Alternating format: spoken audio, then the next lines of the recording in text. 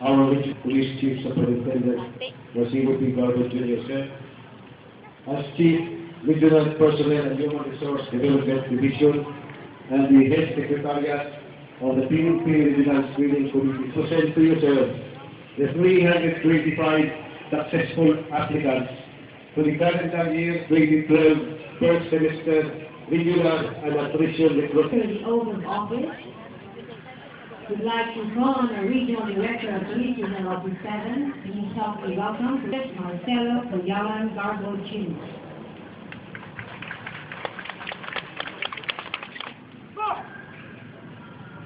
May we request the audience to please rise.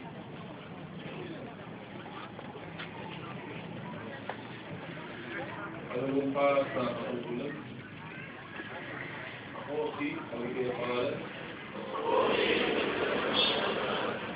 Ang anong panggiting ng iyong lugar ay pinalagaan sa katungkulan bilang Police Officer 1 ay kaintin na manunumpas. Tuto pa rin po ng buong husay at katapatan sa abot ng aking kakayahan ang mga tungkulin ng aking kasalukuyang patungkulan at ng mga iba pa. Karaan nito'y gagampanan ko sa ilalim ng Republika ng Pilipinas.